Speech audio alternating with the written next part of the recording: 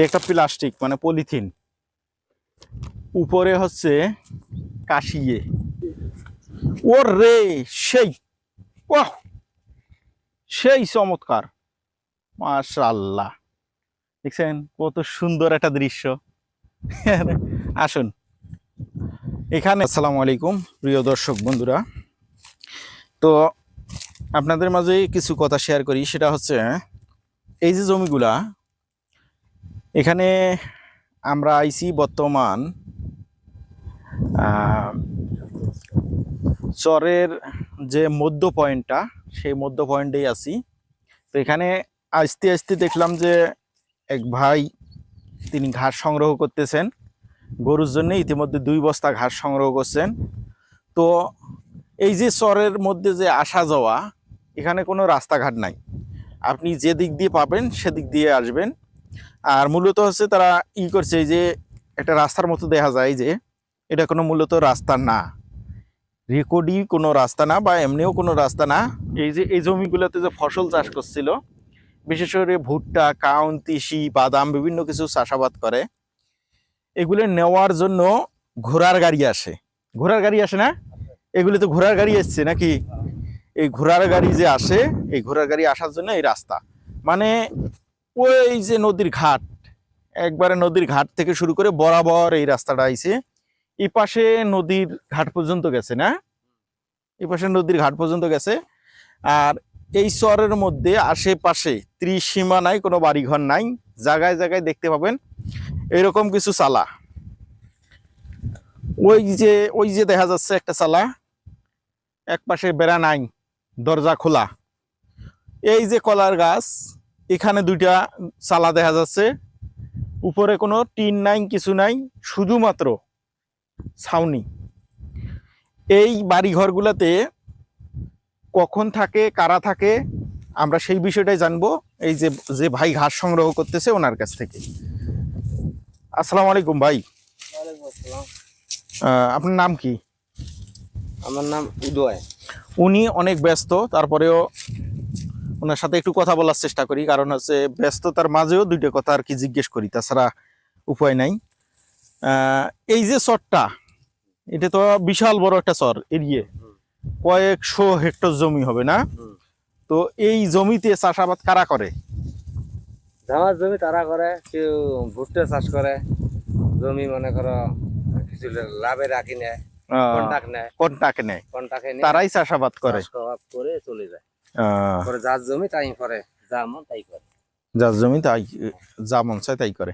এখন এই যে দেখলাম যে শত শত জমিতেই হচ্ছে ভুট্টা চাষ করছি, কি ধনসে চাষ করছি। এই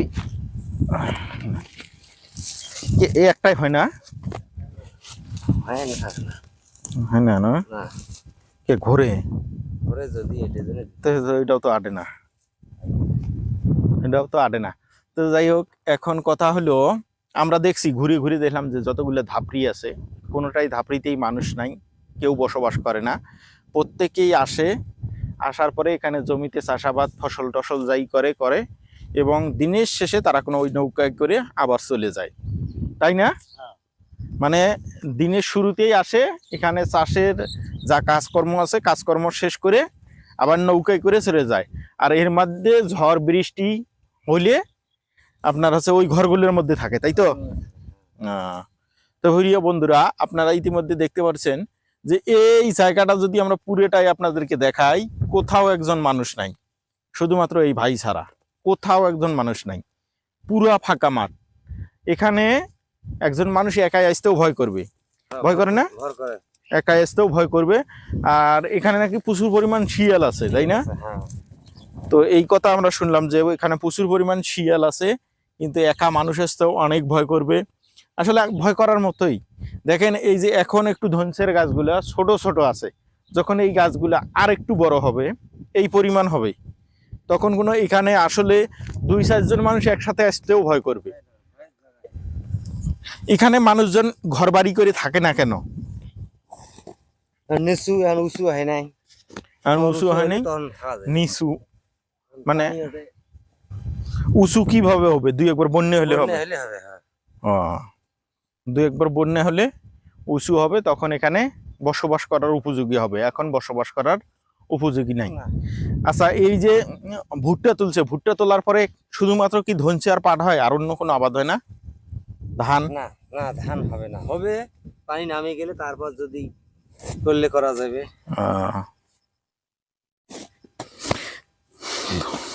এখন কি উড়িয়ে দেবো? হ্যাঁ, এখন দুইটাই তো। ধরো।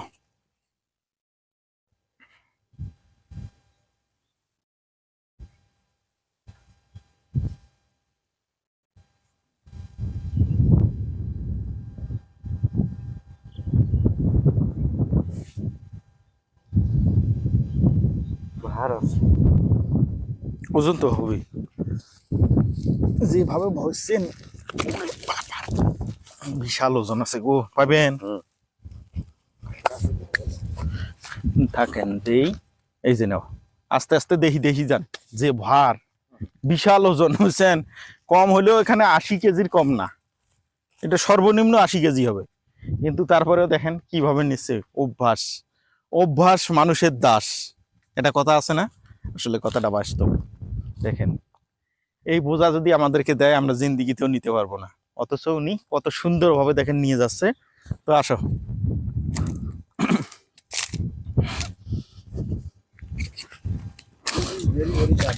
দিস ইজ ভেরি ভেরি কাদা, টু মাছ কাদা, দিস ইজ ভেরি ভেরি টু মাছ কাদা, বুঝছেন? যাই হোক, এই ডায়লগটা দেওয়া ঠিক হয় নাই, তারপরে দিল। আইসো, কাটি দাও। যে বিষয়টা আপনাদেরকে এতক্ষণ যাবত আমরা বললাম, যে এই ঘর বাড়িগুলাতে কারা থাকে, কিভাবে থাকে, এই ঘরের যে চাল নাই, সেই বিষয়টা এখন আপনাদেরকে দেখাবো। ঘরের চাল নাই, তারপরে ঘরের মধ্যে কি কি ব্যবহার করছে, কিভাবে থাকে, এগুলা, এই বিষয়টাই আপনাদেরকে দেখাবো। এখন পাট মোটামুটি মাশাআল্লাহ অনেক সুন্দর হয়েছে, আকাশের অবস্থা দেখেন। তো তারপরে চমৎকার একটা ওয়েদার, সব মিলিয়ে মাশাআল্লাহ। তো আসুন, কি গো, ঘর বাড়িত কিটা আছেন? ঘরত কাইও নাই?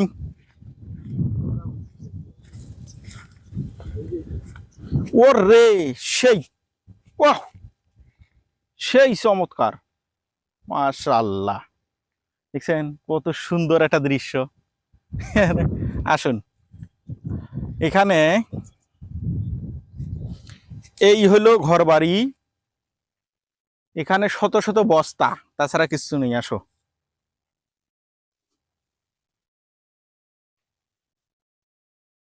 এই যে দেখো, এখানে হলো শত শত বস্তা রাখছে, আর কিছু নাই, একজন মানুষও নাই, কেউ নাই এখানে। তো আমরা একটু পিছনে যাই। এই যে দেখেন ঘরে কি কি ব্যবহার করছে। একটা প্লাস্টিক মানে পলিথিন, উপরে হচ্ছে কাশিয়ে, নিচে কাশিয়ে, এই দিয়ে একটা ঘর তৈরি করছে। এই ঘরে হয়তো কেউ থাকার জন্য এই ঘরটা তৈরি করছে, কিন্তু কেউ এখানে থাকে না। এ পাশে আমরা যদি এদিকে একটু দেখি, এদিকে কিচ্ছু নাই, একদম কিচ্ছু নাই। এরকম ঘর জায়গায় জায়গায় কিছু আছে।